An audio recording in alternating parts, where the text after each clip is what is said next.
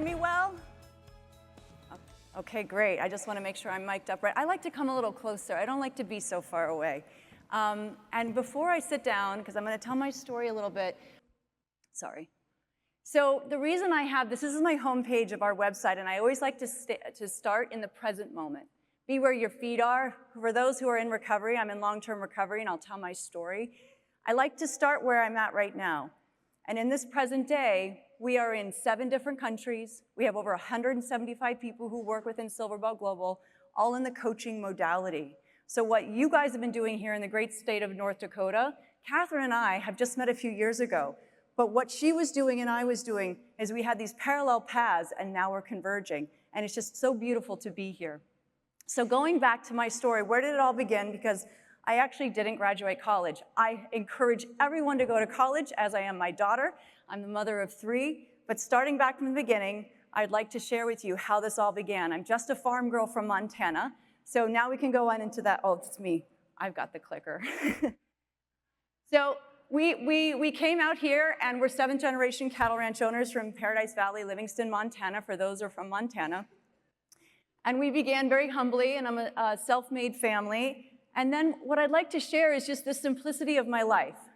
So some people say, well, if you grew up in a battered home, or if you had a disadvantaged, poverty or whatever, you're going to have more chances of being in addiction. There are extenuating circumstances that always happen, but I want to let you know I had loving parents. They were great. Sure, we had adversity. There's no such thing as a perfect family.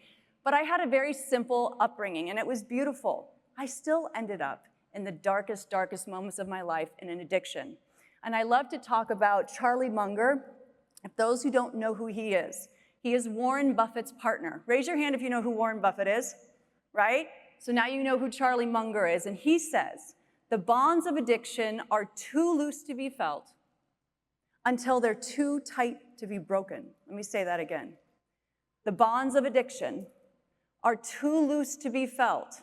I can't feel that I'm addicted until they're too tight to be broken, and I'm gone.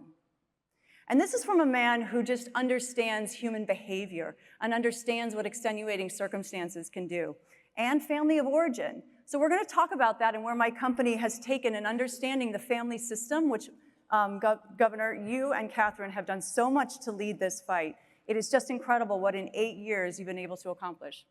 So I grew up with this somewhat normal childhood. And we'll go to the next one, which is not my greatest moment. Let's just fast forward. So I grew up in Montana and Michigan. My parents were the first college graduates. And I end up as a beauty queen. Miss Berrien Springs, Miss Michigan, and then I go on to Miss USA. And it was great. Everything seemed like everything was wonderful. Look, I'm winning things. Catherine, you touched about accomplishments. If I just accomplish this, I'll be fine, right? If I just get into this college, or if I just do this and get this job, I'll be okay. Well, wait a second. What happened? Hold on. I go to New York. Great. Everything should be fine, right? New York City's awesome. Look how glamorous I am. But what happened? I ended up in the depths, in the darkest moments of my life, and I couldn't find a way out. I had no idea, because at age 19, 20, 21, 22, I was actually having what they call pre-contemplation in my brain. I would have never said to anyone I wanted to stop drinking or using because I didn't have a problem. I just didn't know what was going on, and I kept going out, and I kept partying, and I kept doing things I didn't want to be doing. The substances, of course, will kill you, but it's often the behavior while on the substances, like drinking and driving. And so when you talk about the deaths in the state, because of Montana has the same problem. So what did I do? Well, I asked for something called help. And that was probably the scariest moment of my life when I crawled into what we know is a 12-step recovery rooms. And that did save my life in the beginning. And then I thought I had it all figured out. And I ended up relapsing. And our former speaker, William, thank you so much for sharing about your one chips. I had almost 4 years of recovery under me. And then guess what? I thought I had it all figured out. I thought I could drink and use safely. The research out there shows that the one illusion that people in recovery or people trying to get sober have is this illusion that if one day I'll be able to drink and use safely. I'll figure it out. I'll get it next time. I thought I had it all figured out. And that brought me to drinking and driving my kids drunk many times. I had a 6-month relapse that took me to where police were called, situations were untenable, and I was really a prisoner of my own mind. So what did I do again? I crawled into the rooms again. And I surrendered and gave complete defeat to something more powerful than me, and that's substances. When I ingest alcohol or put a drug in my body, prescription or otherwise, unless it's prescribed, as William said, which is really important, all bets are off. There is a genetic predisposition now. I've done genetic testing. It does run in our family. There is a genetic thing that goes on. So no matter if I had not ended up as a beauty queen or a New York fast-paced life model, guess what I would have done? I would have found a way to escape my feelings that were making me want to drink or use so bad. If I went to college, because I also had a really bad reading disability called dyslexia, and I couldn't make sense of words on a page. I learn auditorily, and so thank goodness for technology. I can hear now. I can read, I can listen to books on tape, but back in the 80s, that wasn't happening. So I would have found a way to escape my feelings, whether it was through beauty pageants or modeling. So I went to a solution. And this is where I'm at today. And I'm going to show you just a few more slides. I only have a few more. And I want to spend some time talking about the solution and where I am today and what happened. So as I'm getting sober, and I finally, 16 years ago, August 8th of 2008 is my or August 5th of 2008 is my sobriety date. I have 16 years, thank you.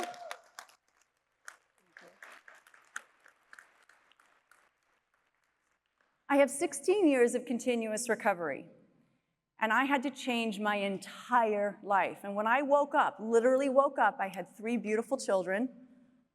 I had an 8-year-old, I had a 5-year-old, a 3-year-old, and a 1-year-old. Now, those first 4 years of recovery is when I was giving birth and with my children, but again, remember, I thought I had it all figured out. And I didn't. And I had to learn how to get out of my own way.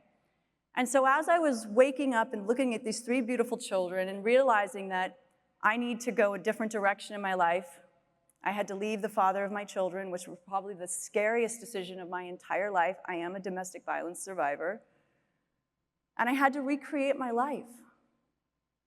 But his family had a lot of money and resources, and I was really scared to leave. I didn't have a lot of money and resources. What was I going to do? Take my 3 kids and go back to the ranch? Legally, I couldn't. So what were my choices? Be where your feet are. Wherever you are, you can figure it out, especially if you keep a clean mind and your heart is motivated. I had a lot of motivation, but I didn't know what to do. So I ended up just learning how to take direction and ask for help. And that ended me up in what they call recovery coaching. And at the time, 2010, well, that's almost 14 years ago, I was taking this class to be a peer recovery certified coach, and I didn't really understand it, but there I was, and I was judging the field. I was thinking, well, coaching is just for people who didn't make it. Remember, I didn't finish college. Or coaching is just for people who, well, they have nothing else to do. But yet there I was, trying to get out of my own way. I had about 2 years of sobriety at the time, and I was clear-minded enough to take direction. So I sat there in class, and I realized that maybe, just maybe, there's another way and another pathway, because so many people don't make it into treatment. So many people don't make it into the rooms, the 12-step rooms. So many people don't make it to IOP, and if they do, they don't go back. What else are we supposed to do? Recovery coaching presents an opportunity of a bridge to help people get to treatment, to help people stay in an IOP, to help people be maybe open to going to 12 steps one day, or instead of having an accountability partner, a peer recovery advocate who understands you. There's an unspoken language that we have as peer recovery specialists that by just showing up, when I'm talking to William or I'm in the presence of Catherine, I don't have to say much. I feel safe, I feel seen, I feel validated, and I certainly don't feel judged. That's electrifying to think about. The solution is right in front of the lived experience. No academic out there can do the same thing. People might challenge that statement, but go ahead and let them. Let's work together with the academia. Let's work together with the clinical excellence that's out there. We need each other. So as I became a certified recovery coach, I'm going to tell you the story of when I got my first case. And it was an off chance. I was able to meet a family lawyer, Arthur Ettinger, in New York City. And as a divorced mother of 3 that was sober in New York City, I had something that a lot of people didn't have. I had experience in knowing the way out. And so I often say, if I'm going to go hike Kilimanjaro, I'm not going to take the best academic or someone who maybe has the best book they've written on it. I want to go to the guy who's been to the top a few times and back to tell me and show me and go with me. And so this family lawyer who was trying to help his client stay sober, he says, I have a mother of 2 who's going to lose her kids. You know, the father's actually not a greater option. Mom's the best hope for these kids. If she's going to go, she'd already been to treatment a few times. We've got to find another way. We've got to reinvent this. We've got to figure this out another way. And so he said, go over and just start coaching her. I was like, okay, you know, me and my certification, you know, but I had some years of experience, and I was also a sober mom. And so I just went as me. I just showed up as me. And the first thing I did was I played board games with her and her children just for a few hours, or we would do chores together, or we'd go to the grocery store and learn how to shop by not going down the alcohol aisle. Or when we would come home and the kids were angry and frustrated and the snotty nose, and she was sober for the first time, not knowing how to, when you wake up and you realize that you have 3 beautiful children, or you have 2 or whatever, you're like, how do I parent them now? And so I would just model for her without saying anything. I would model for her just how to not get activated in my nervous system too, and I'm going to talk about why our deactivation is so important to teach as peer recovery specialists and what we've done with our trainings. And so I would model how to zip up the jacket and wipe the snotty nose without being angry. You know, when you're tired and worn out at the end of the day and trying just to stay sober. And so about 6 weeks into this case, the lawyer who gave me my first case, he goes, okay, now you're going to go talk to the forensic psychologist that's been overseeing your work. And I was like, you think you could have helped a sister out and told me I was being supervised? Hello?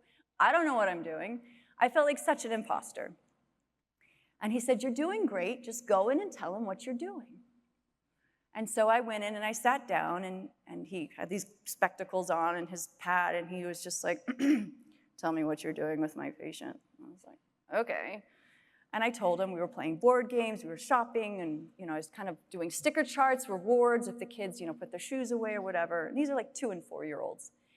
And then he put his spectacles down and he goes, because it's working. And it was like this big relief of anxiety and weight, and I wouldn't have even had to have been paid. That's the dirty little secret about recovery coaching, is that you do it for free anyways. But there is a way, and our time is valuable, and we should honor and respect other people's time. And so he said, keep doing what you're doing, but I have another case for you. I have another mother. And when you're done with that one, I have another mother. And when you're that one, I have another mother. So for 2 years, he took me under his wing, and he helped form the company. Unbeknownst to me, I didn't realize what was happening, is in-home forensic support. Peer recovery specialists going with their own lived experience. And I remember taking notes, and we would send daily notes to him, and I would say, I don't know what I'm supposed to be writing. He goes, tell me what you're seeing. And he says, just the facts, tell me what you're seeing. And I would tell him what I was seeing, and he goes, thank you. Because my lens of the lived experience is very different than a clinical lens, as beautiful as that is and wonderful as that is. When it's fed to a clinician, it can be incredibly valuable to understand what that lived experience from someone who has walked that path before and can show the way. So between the clinician and the client and the other peer support specialists, we're feeding this really relevant information that can help heal a family system and prevent the relapse from happening. So if inpatient is needed along the way, there is an actual support system that can support them when they come out too, if they've engaged before. And so this is what our company does globally now. And as we know, I mean, William talked about 4 or 5 times in rehab.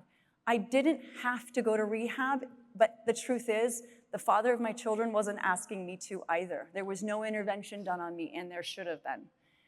So for whatever reason, my path did not require that, but most of the people that we're working with require and need support along the way of an inpatient experience at some point. And so as the company grew, I needed more and more peer support specialists and recovery. But I realized that the trainings that are out there it's what we have. We can do more. And we can get the esteemed clinicians to join us. So my next slide, this is where I began my business in New York City. I'm not very good with PowerPoints because I don't do them that much. I usually just tell stories. But this is where we began our work and the benefits of staying sober. Beautiful townhouses come into your life where you can help heal people. And then I was able to go speak at Oxford about our methodologies with great clinicians, but I'll go back to this one here. This is the one. So for those of you who don't know, I'm going to teach you something today called the polyvagal theory. You want to raise your hand? Have you ever heard of your vagus nerve in your body? Yeah. So in 2009, the science behind your nervous system was finally documented. Well, I think most people in the room know that our nervous system is science. It's not like rocket science. But in today's day and age in Western medicine, they like data, and so do I.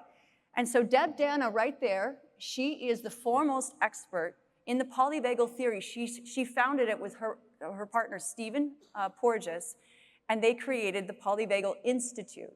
She has written dozens of books, as has Stephen Porges, and I was just over in Oxford with them. I mean, what a dream come true. For a non-educated, just lived experience farm girl, this is where sobriety can take you, one day at a time.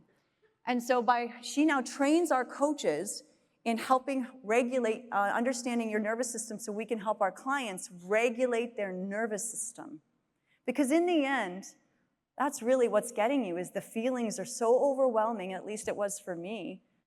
I just get the case of the F-its, and screw it, it doesn't matter, and what does it matter, and I'll never be anything, and all those low feelings, and yes, that toxic shame is what I lived with. And so then we've been able to work with esteemed clinicians like Tion Dayton. Has everybody ever heard of something called psychodrama? Psychodrama. It's where you act out family of origin and understand your relationship, how you can reframe your thinking. And so our coaches are taught how to do this as well. And this is everyone in my company has to have the lived experience. I've had people with PhDs want to come work with me. And I'm just like really flattered, first of all, that you want that. But I'm like, tell me your lived experience. How much adversity have you overcome? And if you haven't ever walked down, hiked up Kilimanjaro, and found your way back out, you don't know how to do it. And so it's kind of like I'll say with recovery coaching, we're prisoners of war, and we've lived behind enemy lines, and we know the way out. Now, Governor Bergman quoted, and I have the statistic here. I really unfortunately like the quote, but I'm going to give the data, the numbers behind it. I did some math this morning, so I have to read it. He said that it was like 6 Vietnams going on since then. Now, I was born in 1975 when Vietnam ended. I'm 49 years old, so that's like 50 years ago. And some say the Vietnam War went on for 20 years. Is that right? That's what Google said. And so in one Vietnam War, it was 1,291,426 people passed away. If times 6 is 7,748,556 people. And I'm no mathematician, but that's almost 8 million people within 50 years. That's a staggering number. And you think about how can we help people not have this problem anymore. Data's showing, yeah, it's showing, but like Governor Bergman said, be careful, the data can be misleading sometimes. We still have a real problem on our hands, and having people with the lived experience that have lived behind enemy lines and lived to tell the story, and that's people in here, those of us who are in recovery and want to stay sober and want to help other people stay sober and show them the way out. You really, really matter for the future of how we're going to help fix this problem. Because the current status of where we're at isn't as effective as it needs to be. So we do a lot of trainings, and we're trying to push the envelope. So with these world leaders, and we work with Columbia professors who train our coaches in DBT. It's called dialectical behavioral therapy. These aren't long trainings. These are a week.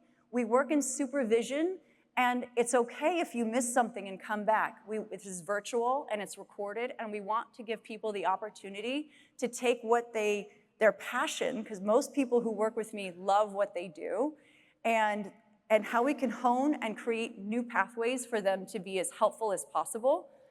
So then the next piece I wanted to kind of share is I wanted to bring what we're doing, like what Catherine and Doug have been doing, to the masses. But I'm only one person, and yes, as Governor Bergman was saying, like one change, like ripple effect with one person can really make a huge difference. Remember, I'm just one person from Montana who decided to put her recovery first. And so we create events and retreats for the families, because that to me is the solution. Well, if you don't end up in recovery and you don't have a substance abuse problem, but you are affected in the family, what is out there for you as a family to learn and grow? So there's been an opportunity for us to create events and retreats for people. And then I see my time. I have about 4 minutes left. I just want to be mindful of the time. The success that has come just because I learned how to take direction. I did work a 12-step program. It did save my life. Finding like-minded people, asking for help, is that you get a really big life. People have wanted to do interviews on me. They want to understand I actually get to travel the world, and in the United Arab Emirates is where we are called pioneers. And we are leading panels in Dubai, and we're asked to go in many different countries, but again, our team is mighty. We have a lot of independent contractors that work with us. Those are the coaches. Our team is mighty but powerful. It's only 15, so we can only do so much. But I'm asked to do a lot of really special things and lead talks. And I have to say, if you were to tell me this 16 years ago, one day you're going to be leading conferences around the world and you're going to be, asked to speak and present, I would have said, I don't believe you, because you were just trying to trick me or tell me something else because you wanted me to stay sober. What's the catch? I wouldn't have believed it. I didn't think I had anything valuable to offer. One day at a time, surrounding yourself with people who really see the positive in you. Learning how to associate with those kinds of people was really hard for me. I said I had to recreate my life. I had to recreate all kinds of new friend groups. And understanding that together in community is how really forward momentum can happen, that ripple effect. So we've had hundreds of cases since I formed my company in 2012, and I've been asked to invest in other behavioral health startups, little old me.